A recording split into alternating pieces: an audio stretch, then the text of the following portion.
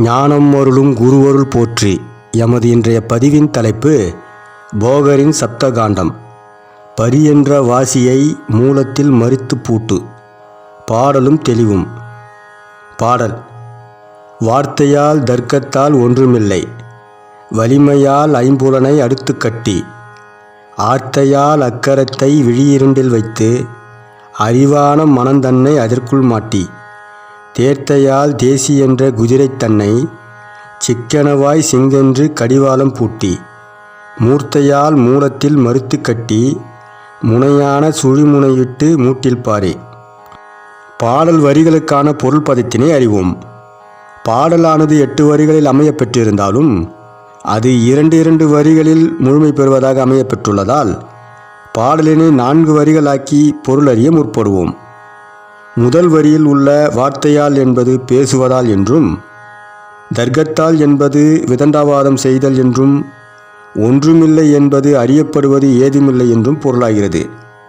அடுத்து உள்ள வல்லமையால் என்பது திடத்தினால் என்றும், ஐம்புலன்களை அடுத்து கட்டி என்பது புலன்கள் 5இன் இயக்கத்தையும் நிறுத்தி வைக்க வேண்டும் என்று பொருளாகிறது.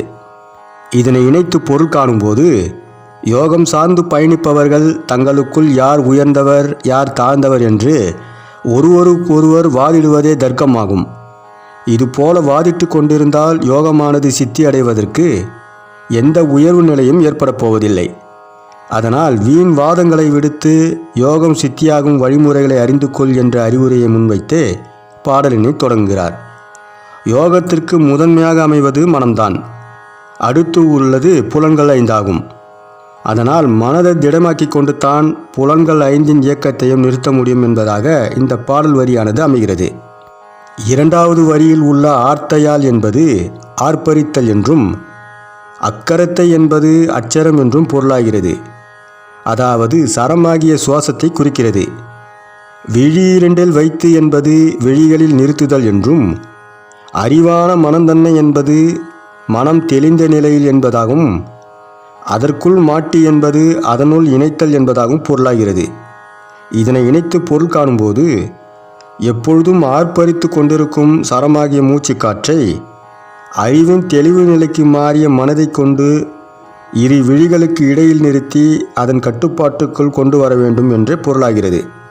3வது வரியில் உள்ள தேர்த்தையால் என்பது தெளிந்த நிலை என்றும், தேசி என்பது ஆடிக்கொண்டிருத்தல் அல்லது திரிந்து கொண்டிருத்தல் என்றும், குதிரை என்பது பரி என்ற சுவாசத்தை குறிப்பதாகவும் அமைகிறது. அடுத்து உள்ள சிக்கனவாய் என்பது உறுதியாக பிடித்து கொள்ளுதல் என்றும், சிங்கென்று என்பது சிக்க வைத்தல் என்றும் பொருளாகிறது. கடிவாளம் பூட்டி என்பது கட்டுப்படுத்தும் வடம் என்றும் பொருளாகிறது. இதனை இணைத்து பொருள் காணும்போது மேற்கூறியபடி அதன் போக்கில் திரிந்து கொண்டிருக்கும் பரி என்ற சுவாச குதிரையை தன் கட்டுப்பாட்டுக்குள் கொண்டு வரும் கடிவாள வடமானது தெளிந்த நிலையில் உள்ள மனம்தான். ஆக இந்த திடநிலையில் உள்ள தெளிவான மனதை கொண்டு தான் சுவாச குதிரையை உறுதியாக பிடித்து கொள்ள வேண்டும் என்பதாகவும் பொருளாகிறது. 4வது வரியில் உள்ள மூர்த்தையால் என்பது முதிர்ந்த நிலை அல்லது வலிமை பெற்ற நிலை என்றும், மூலத்தில் என்பது முதன்மையான இடத்தில் என்றும், மறித்து கட்டி என்பது இடைமறித்து நிற்க வைத்தல் அல்லது தடுத்து வசப்படுத்துதல் என்றும் பொருளாகிறது. அடுத்து உள்ள முனையினை என்பது ஆரம்பம் தொடக்கம் என்றும், சுழுமுனை விட்டு என்பது சுழுமுனையினை கடந்து என்றும், மூட்டிப்பாரே என்பது மேல்நிலை சென்று சேர்த்துப்பார் என்பதாகவும் பொருளாகிறது. இதனை இணைத்து பொருள் கண்டால் சுவாசத்தை கட்டுக்குள் கொண்டு வரும் கடிவாளம் என்பது மனம்தான். இந்த மனதை கொண்டுதான் அல்லாடி கொண்டிருக்கும் சுவாசத்தை இடைமறித்து அடிமூலத்தில் நிறுத்தி வைக்க வேண்டும். அப்படி அடிமூலத்தில் நிலை பெற்ற சுவாசமானது தன் வலிமையால் மூலத்தின் நுழைவாயிலை கடந்து, அதாவது சுழுமுனை நாடியை திறந்து மேலேறி மேல்நிலையினை காணும். மேல்நிலை என்பது துரியம் என்ற நிலையினை குறிப்பதாக அமைகிறது. பாடலுக்கான தெளிவான பொருள் விளக்கத்தினை காண்போம். போகர் சித்தர் பெருமானால் அருளப்பட்ட இந்த பாடலானது யோகமானது சித்தி அடைவதற்கான வழிமுறைகளை மிக சூட்சுமமாக எடுத்துரைப்பதாகத்தான் அமைகிறது. ஒவ்வொரு பாடலிலும் யோக சாதகனானவன் தன்னை தகுதி நிலைக்கு மாற்றி அமைத்து கொள்ளும் விதமாக நல்ல வாழ்வியல் முறைகளை அறிவுரையாகவே எடுத்துரைத்து கொண்டு வருவதையும் நம்மால் பார்க்க முடிகிறது.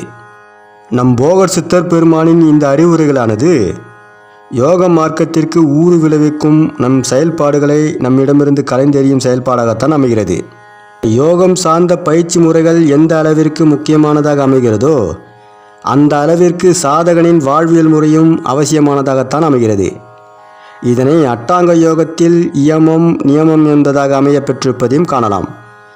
அதனால் தான் பாடலின் முதல் வரியின் கருத்தும் அதுவாகவே அமைந்திருக்கின்றது. அதனால் யோகத்தினை முன்னெடுத்து பயணிக்கும் சாதகர்கள் இதனை இறை உணர்வோடு இணையும் சங்கமமாகவே பார்க்க வேண்டும். அதனால்தான் நான் என்னும் பற்றுக்களும் அகங்கார எண்ணங்களும் வேற்றுமை குணங்களும் அவனிடமிருந்து அகலப்படும் போதுதான் யோகமானது சித்தியாகும் என்பதால் நம் சித்தர் பெருமக்கள் அனைவரும் இது போன்ற கருத்தினையே முன்வைக்கிறார்கள். மேற்கூறிய மனிதனின் செயல்பாடுகள் அனைத்தும் மனம் சார்ந்து அமையும் செயல்பாடுகள்தான். மனிதனின் அனைத்து புற செயல்பாடுகளும் மனதின் கட்டுப்பாட்டில் இருப்பதால் மனம் மனிதனிடமிருந்து வேறாக பிரித்து பார்க்கப்படுவதில்லை. மனிதனின் அனைத்து புற இயக்கங்களும் ஐம்புலன்கள் மூலம் அறியப்பட்ட நிகழ்வுகளாலே நடந்தேறுவதால் புலன்களை இயக்கும் மனமே அதற்கு காரண காரியமாகவும் அமைகிறது. ஆக புலன்கள் ஐந்தும் தன்னிச்சையாக செயல்படுவதில்லை. அந்த செயல்பாடுகள் அனைத்தும் மனதின் உணர்ச்சி நிலை எண்ணங்கள் மூலமே வடிவம் பெறுகிறது. மனிதனின் புற இயக்கம் அனைத்தும் அறிவுக்கு அப்பாற்பட்ட உணர்ச்சி நிலை செயல்பாடுகள்தான். பாடலின் முதல் வரியில் வல்லமையால் ஐம்புலன்களை அடுத்து கட்டி என்பதாக குறிப்பிட்டிருப்பது மனதின் உணர்ச்சி நிலை எண்ணங்களை மாற்றி அறிவு நிலைக்கு கொண்டு வர வேண்டும் என்பதுதான்.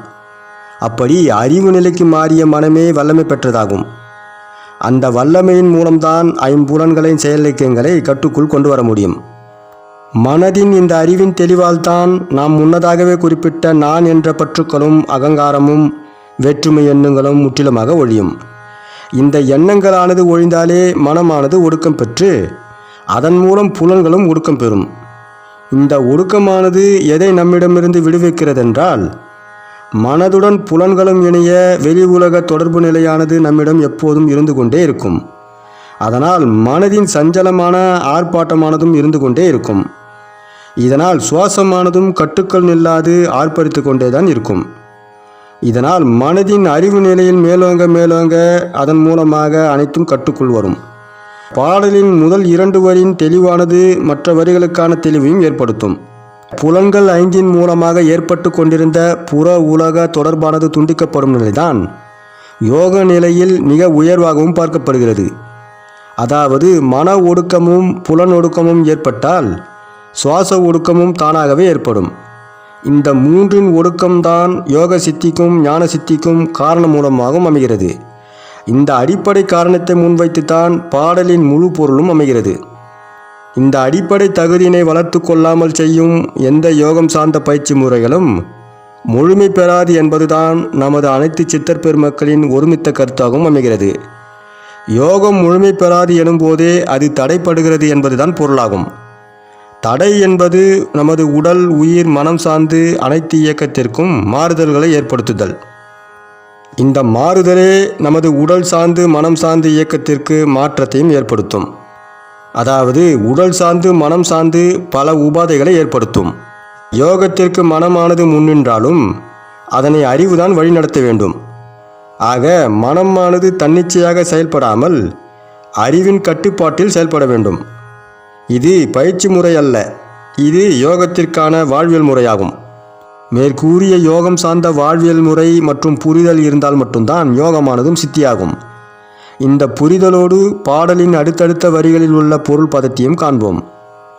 யோகம் என்றால் ஒன்று மற்றொன்றுடன் இணைதல் அல்லது ஐக்கியம் பெறுதல் என்றாகும்.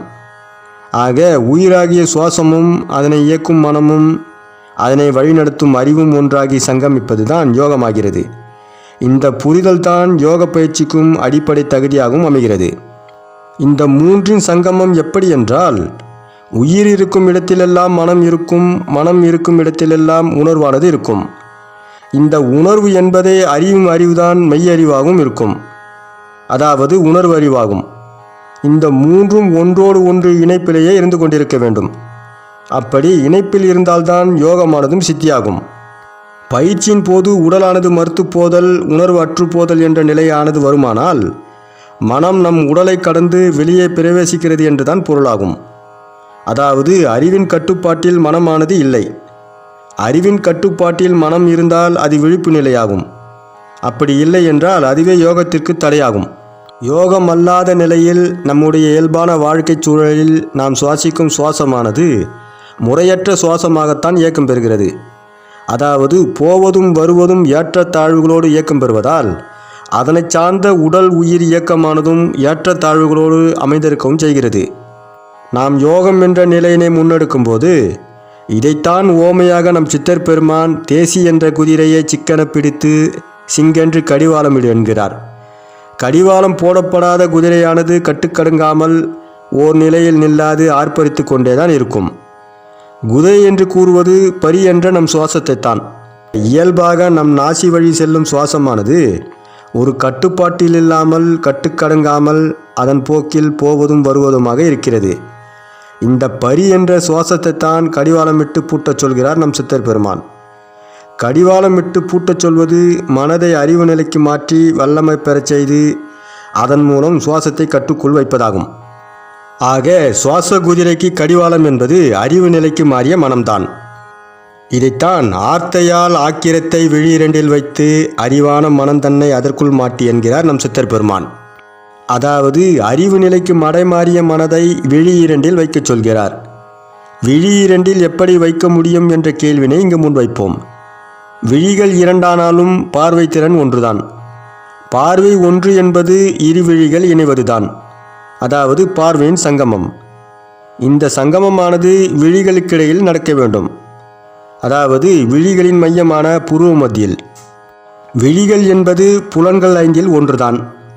ஆக விழிகள் நோக்குமிடத்தில் அதன் இயக்க ஆற்றலான மனமானது தானாகவே சென்றுவிடும். மனம் சென்ற இடத்தில் சுவாசமானதும் செல்லும். விழிகள் இணைய மனமும் இணைய சுவாசமும் இணைய அங்கே உணர்வானது தோன்றும். உணர்வு நிலையினை உணர்வதே அறிவின் வெளிப்பாடுதான். ஆக அங்கே அறிவும் இணைந்திருக்கிறது என்றுதான் பொருள். இதைத்தான் மூர்த்தியால் மூலத்தில் மறித்து கட்டி என்கிறார் நம் சித்தர் பெருமான். மறித்து கட்டுதல் என்றால் இரு நாசிகளின் வழியே தறிக்கட்டு ஓடும் பரி என்ற சுவாசத்தைத்தான். மூர்த்தையால் என்பது வலிமை என்று பொருள்படுவதால் அது அறிவு நிலைக்கு மாறிய மனதைத்தான் குறிக்கும். இப்படி அறிவு நிலையில் மேலோங்கி விழிப்பு நிலையான மனதை கொண்டு இரு நாசின் வழி செல்லும் சுவாசத்தை இடைமறித்து கட்ட சுவாசமானதும் ஸ்தம்பித்து நிற்கும்.